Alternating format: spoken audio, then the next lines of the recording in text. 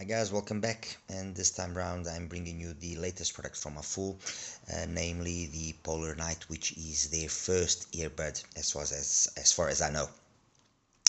AFUL, as we all know, is a brand that's been around now for a couple of years, but more widely known about since around 2022, when they came out with the Performer 5, then the Performer 8, and all the subsequent models, and every time they have released a model, or they launched a model, they've always done or made sure that their premise and what they were targeting and what they wanted to obtain in terms of performance was achieved, and that was seen, as I mentioned, throughout all the models that they've launched up to date. This is now their interpretation of what an earbud should be, according to them, and to a certain extent you can say that they've tried as much as possible to implement what they've learned as a company, and what they've learned and what they've used as a company with their other products. Anyway, this is the box of the PolarNight. Simple, nothing over the top, very much like the other usual packaging or packages of AFUL. You open it up, nothing again special. It brings a nice selection of some foams, some donuts, some regulars, a little booklet. It has here these replaceable foams, which I'll show you where they go exactly. Some more donuts, but in black color. So plenty of let's say tips, if you want to call it that way. Ample supply there. Simple, straight to the point. Brings a very nice case, mind you. Well, not that it's something that is unusual, but very nice case. All kind of imitation leather, or maybe even perhaps real leather, I'm not sure, but a nice case. And then the actual earbud itself. It's an all resin affair. As you can see, the colors dictate the left and the right. I actually could have used a red and a blue foam, but I just went for the reds. I just liked more the reds. Nice enough cable, doesn't tangle anything on anything of the sort. It's got a nice sort of a winding braid to it. 4.4 termination, so obviously this means that the actual earbuds are detachable, as you can see. All right. MMCX connector, and that's that. With regards to those foams that I just mentioned earlier, if you look carefully, there's a duct there at the top. Okay, there you go. I'm sure you can see it. That duct is basically part of a maze which is internal to the actual shell or structure of the earbud, and which is there to enhance, obviously, the bass frequencies. Anyway, let's delve into this and get into what we want to know, which is how does the PolarNight sound, and how does it perhaps stack up against some of the stuff that I've got here. As you guys know, I've done my reviews for earbuds in the past. I've talked about some Rico Bud stuff. I've talked about Venture Electronics. I've talked about Pinon. I've talked about Tuno. I've talked about Smabat, maybe a few other DIY models as well. But earbuds are something which I don't really talk too much about, and the reason is the reason is really very simple. Much like headphones and IEMs and earbuds, they all have their peculiarities. They all have their issues that have to be addressed in order for you to get the maximum performance. When we're talking about a headphone, obviously it covers your whole ear. If it's an over ear, it covers your whole ear, and maybe a little bit of a shift back and forward on your ear will change slightly the sound, but basically just covers your whole ear, and so the whole sound is condensed into that volume that you have there of the actual cup, and the muff covering your ear.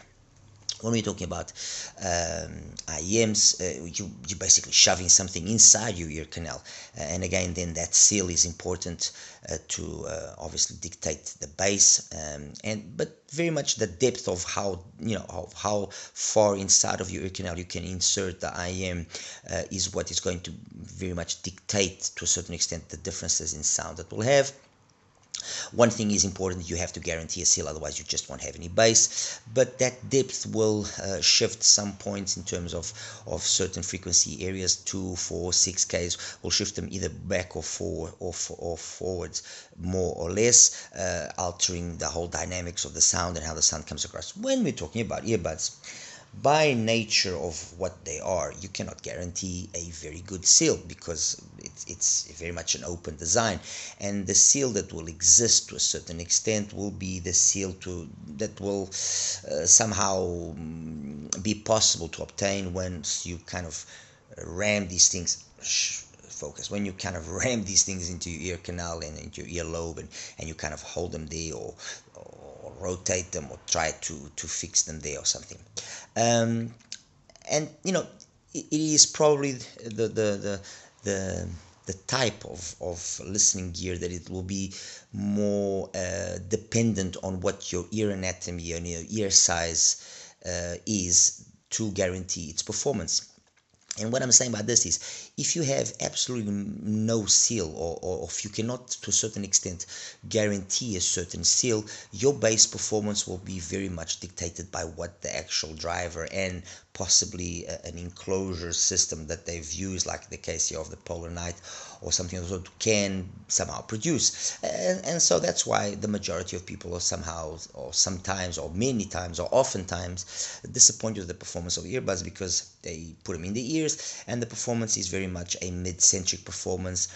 It shouts, it shrieks, it doesn't really bring any sort of hi-fi experience, and many people just get fed up with it. That's not to say that obviously that's for everybody. There are people which enjoy earbuds, and because of the simple fact that they can actually just put them in the ears nicely. For some reason, earbuds have a tendency of being very popular in Asian countries. I've got no idea why, but that's the reality. They seem to be very popular, in all of the Asian countries: Japan, China, Vietnam, Singapore, Malaysia.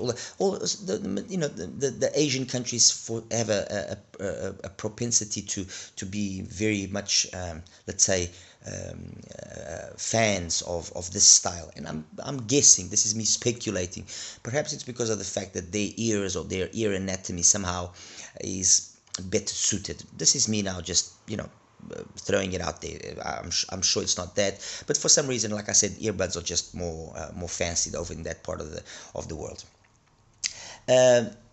Having said what I've just said, I think you can already perceive that the fit will be the ultimate dictating factor. While on an IEM, you change the tips a little bit, you change the size of the tip a little bit, but for the majority, it's quite easy for you to find, or for you to get it to fit properly and sound good, with the exception of maybe a shell that is a little bit awkwardly designed, or has a weird shape. Earbuds, you can find, you could maybe put 2 sets of foams, and to try and make up for some space that maybe exists around the actual unit and your ear canal and so on. But these will undoubtedly be the most difficult to obtain results from, and the sound is, for the most part, a sound which is always very much mid-bass and mid-centric focused.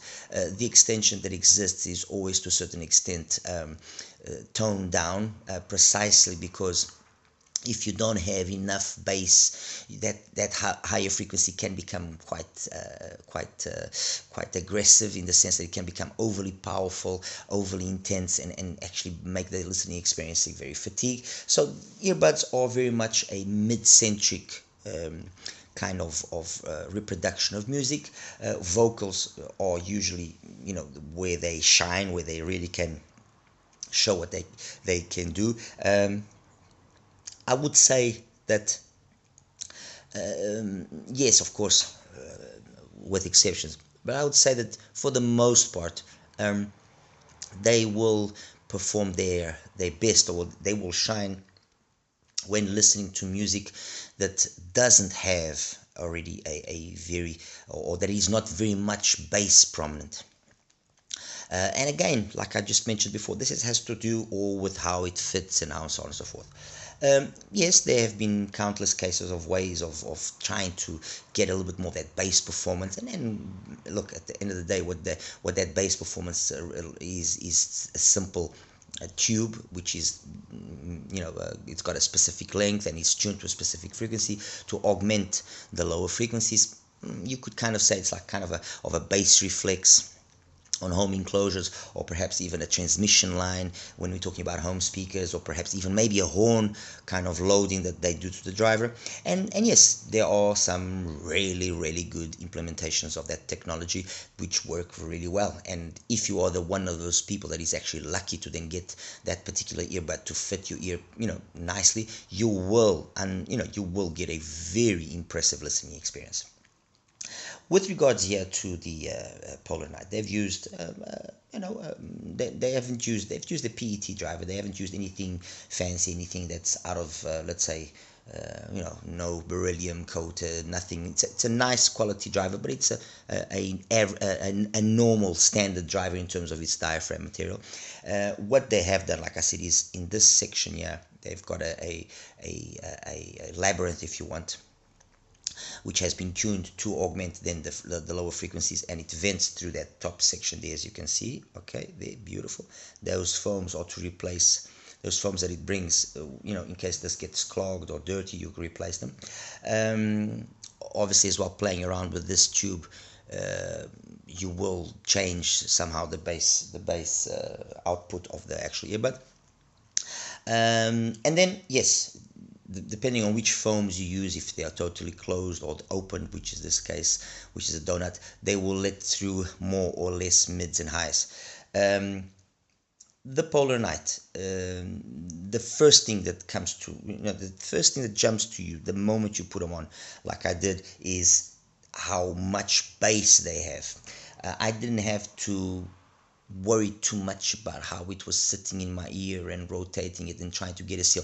Somehow it just kind of magically, if not, maybe it's not the best word, but kind of just magically just sat in my ear, and all I had to do was just give it a little twist so it was, facing down and pointing downwards with the cable, and it immediately, the seal was great, and it sounded absolutely phenomenal when it came to bass.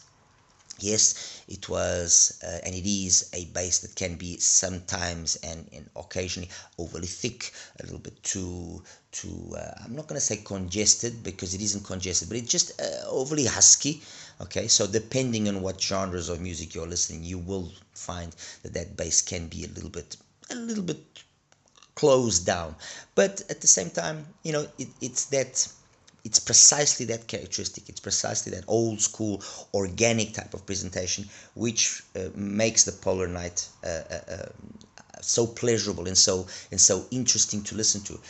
This is exactly like if you were listening to some vintage speakers and some vintage amplifiers playing.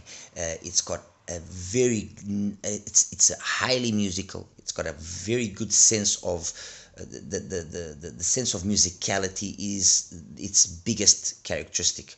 Okay, it might not be the utmost cleanest of sounds, especially if you are used to IEMs like I am used. You have some IEMs which are extremely clean, extremely detailed. That's not what we get here, but what we do get in terms of detail is more than suffice to satisfy, I'm guessing, the majority of people, unless you are really OCD when it comes to details, and details are the be all end all for you. So I don't think there's any lack of details. Micro and macro details seemed fine. I didn't, with all the songs that I was listening to, I never encountered a song that I said, oh, okay, it's a little bit lacking, it needs a little bit more. No, not really. The only thing that I did notice, like I said just earlier, is that yes, on occasion I did find that the presentation was just a little bit overly husky. Okay, extension up top is to a certain degree limited by that factor of the amount of bass and how there is an inherent, let's say, throttling back of that part of the frequencies. So symbols, they are present, but above all they come across as being natural, and not maybe overly present, if you're kind of trying to if you understand what I'm trying to convey.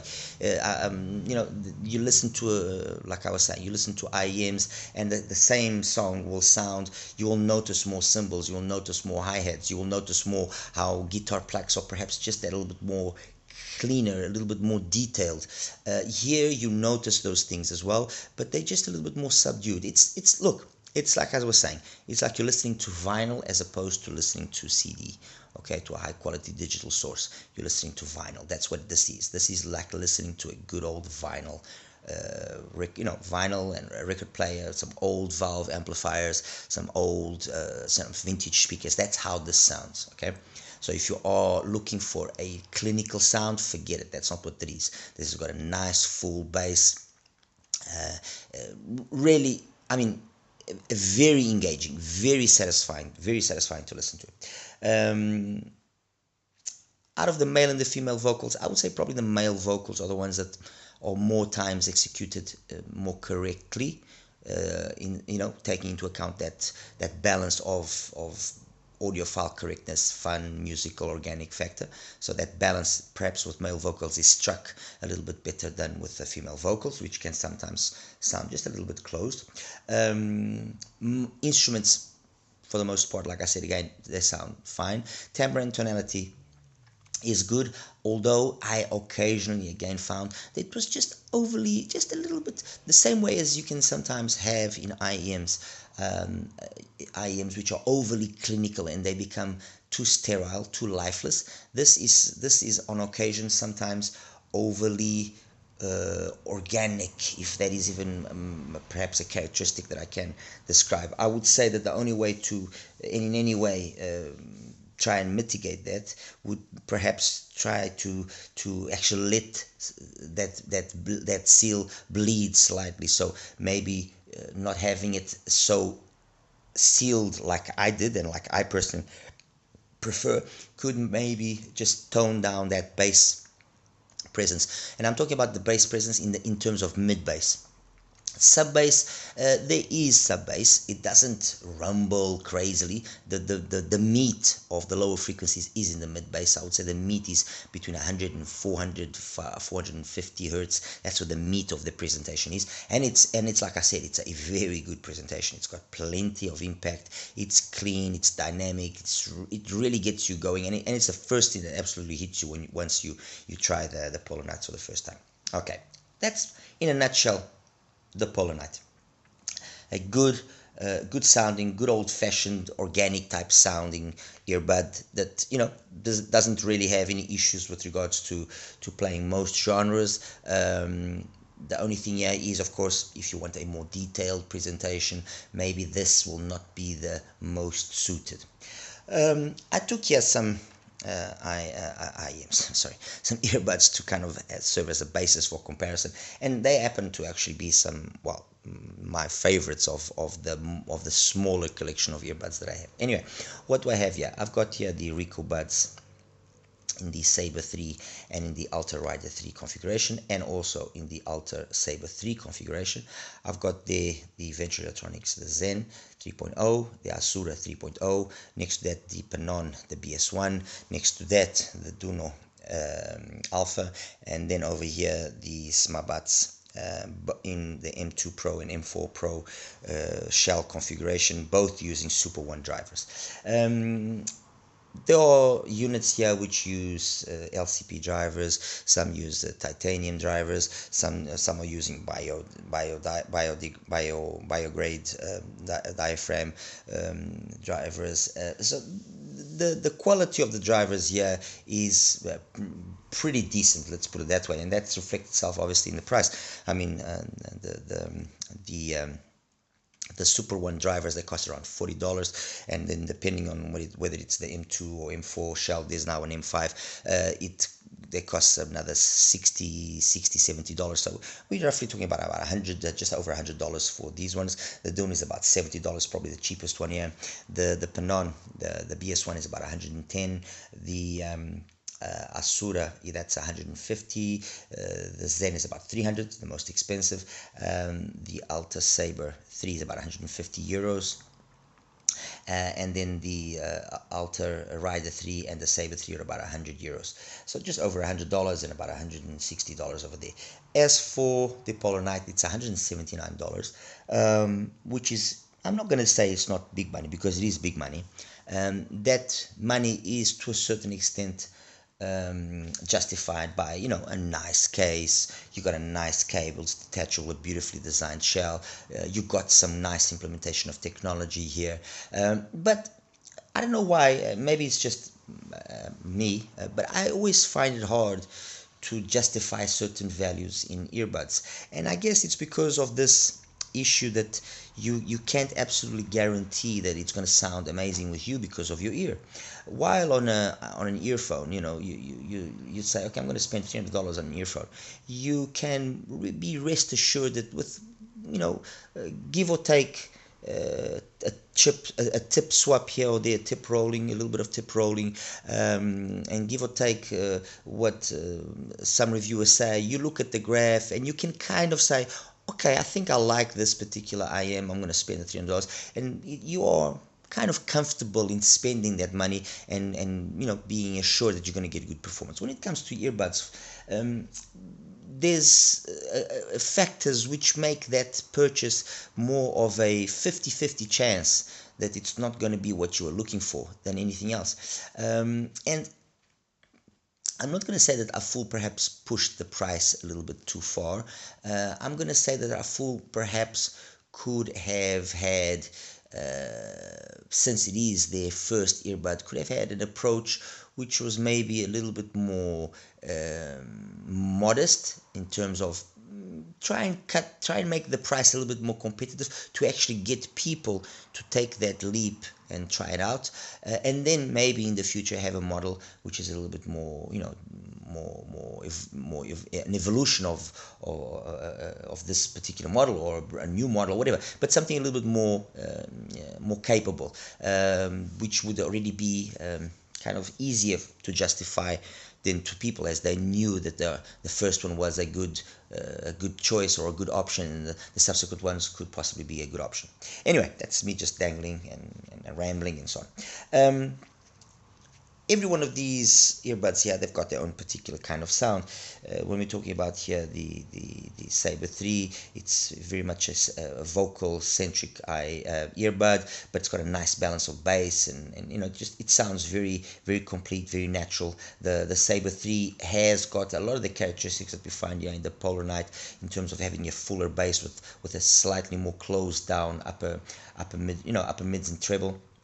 The Alta Saber 3 is probably, of the three, the more detailed, without a question. So I would say that that's the more detailed, the one that will be mostly for the detail orientated. This will be for the kind of, let's say, call it bass head, and this will be the intermediate.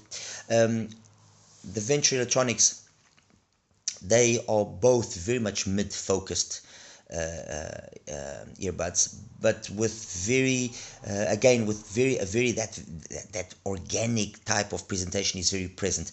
Bass wise, it's I have a hard time choosing between the two of them, to be honest. They both sound really, really competent. That's the reality. Obviously it's $300, $150, that's big money, but they both sound really good. The BS1 from Panon, my apologies, we're gonna go back, you know. Okay, the Panon, the BS1, has got more of that sound, again, like the PolarNight, so a more bassier sound that can sometimes just be a little bit camouflaging in terms of the mids, a little bit overly husky, but it's again fun, engaging, and very much following the Panon house sound, which is something that I think Panon has done very well. Panon and ISN, that they've been able to, over the years, and with all their products, always have a product which kind of always has that house signature sound there. The Duno, the Alpha, is probably the one earbud here that surprised me the most out of all the earbuds that I've listened to in a long time. Firstly, because of at the price of $70, I wasn't expecting a nice shell and a nice cable. The only thing is, it's not a detachable cable. Mind you, the cable on the BS1 is not detachable either, or on the Venture. Yes, on the Venture it's not detachable as well. Exactly, but that balance of sound, build quality, everything just blew me away. It absolutely just blew me away, and I still maintain that opinion of the Duno. It is an absolutely phenomenal sounding earbud. It just fits me beautifully in my ears. I had no issues again. Very easy to fit it in there, and it just sounds really good. As for the smartbuds, especially with the Super One driver, which is their top of the range driver. I don't know why, but people somehow just have a thing against Smartbud. They've used as well this smart labyrinth system in their earbuds now for quite a while, and be it on the M4 like this one here, or be it on the M2, more so yeah on the M4, that system does work. It does do its job. I've used Super One drivers, as you can see, but with different foams here, as I find that the M4 shell with the Super One works better with an open foam, due to the fact that it emphasizes the bass in a slightly different manner than it does on the M2 shell, and that's the reason why. It's not a big difference. I mean, it's really irrelevant. And again, the sound, at least for me, it's a very satisfying sound.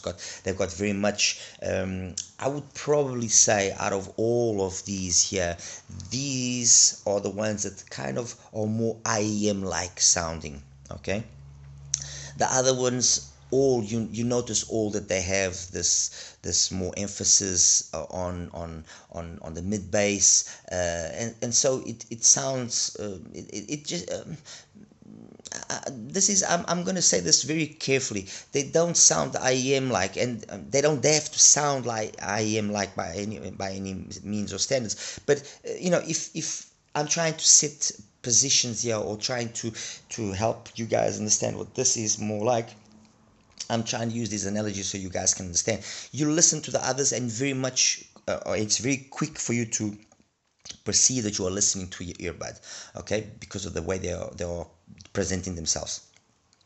You listen to the smartbuds, the Super One M2 or the Super One M4, and the moment you have that perfect fit in your ear, you have very much the sensation that you are listening to an IM, because of the whole balance that it's actually achieved by the sound in these particular earbuds.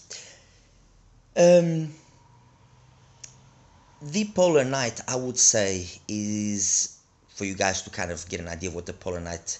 The PolarNight is kind of like a Alta Saber 3, an Alta Rider 3 and Alta Saber 3 had a crazy night, and they had a child. That's what this is like. It's capable of getting very much the same bass performance as this is, but also being equally detailed like the Saber 3 is. Does it beat the Saber 3 ultimately in details? No, that's more detailed ultimately. Does it beat the bass on the Rider 3 ultimately? I would say yes. So it's very much a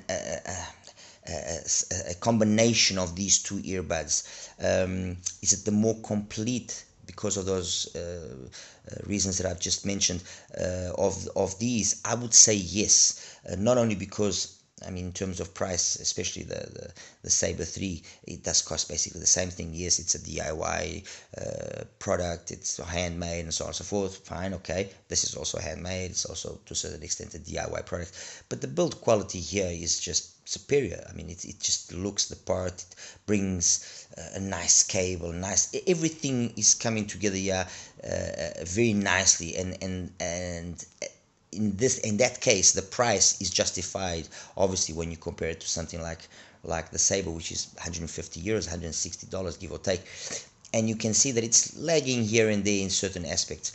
In terms of performance, it's like I said, ultimately in terms of detail, that is superior, not by far, but this does bring to the present, it does bring us a more fun and engaging presentation. There's more liveliness to the bass, there's more thump to the bass. So this, I would say, is probably the one that would probably satisfy more people when listening to the PolarNight, the Saber 3, and the Alta 3 and the Alta Saber 3. As compared to the venture stuff, look, $300 is $300, and based on that alone, this is a better option. Okay, it's substantially cheaper. Yes, it doesn't have the vocal capability of the Zen. I'm not going to deny it. It doesn't. The Zen in that department is phenomenal. It's a well-built IM. It's got a earbud. My apologies. It's a well-built earbud. It's got a nice cable, though it's not a detachable cable. Brings decent enough case, I guess, with decent enough tips or foams as well. But this, I feel, the PolarNight is still going to be the one that ultimately will satisfy more people. You know, there is a huge price difference, and I think that in itself is or will be the main reason. As compared to the Asura 3, the Asura 3 again is sonically very capable. Ultimately, if I'm gonna nitpick, and I would say that yes, that's the more balanced, that's the more audiophile correct one.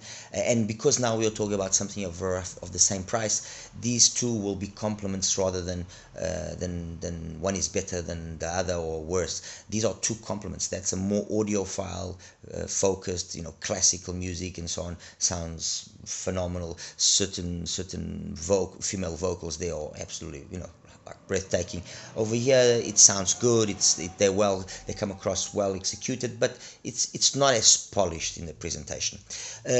Compared to the Panon, the BS1, I would say that they are very much similar. The difference that exists here obviously is this is not a detachable cable. It's got a nice cable, but it's not a detachable cable. There's no fancy tuning system or anything of the sort, but it sounds, I mean, it's a simple formula, but it sounds really good. And now that the price is roughly just over $100, it does make a case for itself to be a viable option of an earbud which has a very similar type of sound. They very much traded blows, to be honest with you. They very much traded blows. There wasn't any particular occasion which I said, no, the Panon is the best, and this now is the best, or this is more times the winner. They very much traded blows. The Duno. Ultimately, yes, the Duno is not as sonically capable as the PolarNight, okay? But the Duno has one thing going for it which makes it a very hard one to pass. Its price. And the only thing I'm honestly losing here on the Duno to the PolarNight is I don't have a detachable cable.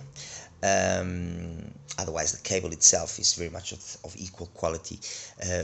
The sound, the fit, is just, honestly, it is, I think, you know, over the years there's always going to be products which are kind of hidden gems and they just get forgotten, and the Alpha is definitely one of those.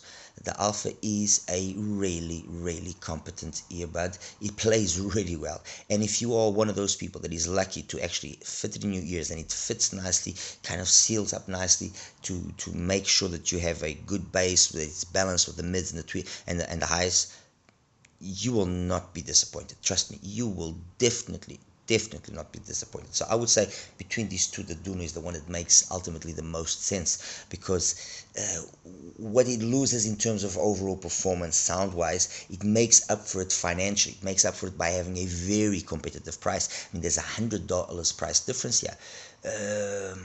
You know, it's a difficult one to justify.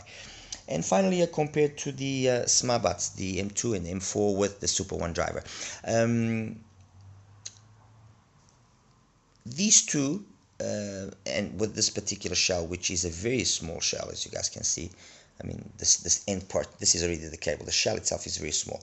That's good and bad. It's good because it allows you to maybe find that better seal in your ear.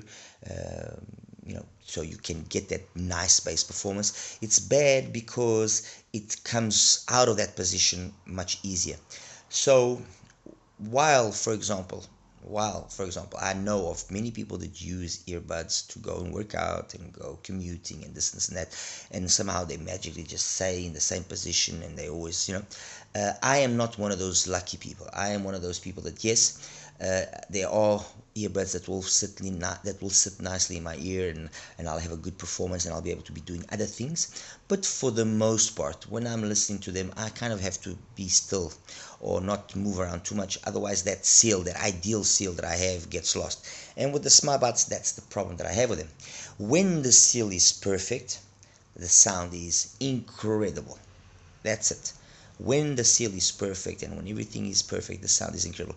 Yes, it doesn't have the bass of the PolarNight, but it does have an overall balance of sound, which makes it very much IM-like-ish, okay, in terms of its presentation, and very balanced. There's no area here that is overly emphasized. If you lose that seal, not only do you lose the bass, but automatically the mids and upper mids and treble start becoming a little bit too much, and you can notice an occasional aggressiveness. And that's how I, for example, know that sometimes a particular song is not sounding as it should be sounding, at least to me, because that part of the spectrum starts becoming overly emphasized. The moment I notice that, I know, okay, my seal isn't good, and I check, and 9 times out of 10 usually the seal has been just broken ever so slightly. It would be nice to see somehow some sort of system that would enable them to sit nicely in the ears, and that would guarantee a more consistent performance. But as that is a problem that I have, and I'm sure many others will encounter, no matter how good they sound, the PolarNight comes out on top. Yes, it is also more expensive, but I think with the PolarNight, what they've been able to achieve here is a good balance of everything. A good balance of bass performance, mids and treble. It sounds really competent. There's nothing that you can ultimately point as a flaw. It's well accessorized, it's well built, so it looks the part in terms of its physical points. And then in terms of its fit, it fits at least myself, my wife, and I tried it with my daughter as well. It fit quite easily and sealed up nicely, and it sounded very good straight away. While with the others, I had to play around. I mean, with the with the excuse me, with the Rico buds, for example, I have to put them in my ear, okay, facing the stem down, and then I have to shift the stem forward. So I've got the cable going out towards the front of my face, or the front of my head, so it doesn't sit in the most correct position. So that's an issue. With the Venture Electronics, a little bit the same situation, but less so. With the Panon, actually, although it's also a very small shell, let's call it that way, it actually sits nicely in my ear, and very competent. This one sits as well, if not even better than the Duno. And then the smartbuds I've already mentioned. So that's basically it, guys. I've basically wrapped it up in terms of what I've used for listening to it. I used my Yuki, my RU7. I used as well my M15 momentarily. I used the Q15, but most of the listening was done here with the Yuki. They can take quite a bit of power, although you don't really have to worry about too much about that. I mean, they can take quite a bit of power if you have it. I listened to it as well on my Q-Delix, on my 5Q, and sounded fantastic. Occasionally kind of ran out of steam a little bit, but it sounded phenomenal. More than enough volume. Excuse me. And that's it. I mean, as always, and especially with earbuds, I would say, go and check them out. Try them out. Don't go and spend the money straight away based on what I am saying or whatever other reviewer is saying. Go and try the stuff out. Experiment. See. Put in your ears, listen to 1 to 10 to 20 songs if you can, and then if you are happy with what you are, listening to what you are seeing, then consider then obviously purchasing, and make sure that purchase is a purchase which is justifiable. It makes sense. You need it because you genuinely need it, because it's something which is very different to what we already have. If it's going to be another one which is basically going to sit in the drawer, there's better ways of spending that money. Hell, I'll create a Patreon account, and you guys can send me a little bit of that money that you just spend and then put in a drawer. You can send it to me if you guys want. All right, guys, that's it. I'm not going to show you the graphs. I did find a way of actually measuring them, but it's pointless to show the graphs. Honestly, the graphs are, in the case of an earbud, they don't really reflect very well the performance, so it's pointless. What isn't pointless is that you guys like and subscribe, that you guys you know, support me, and that's that. All right, you take care now. Bye bye.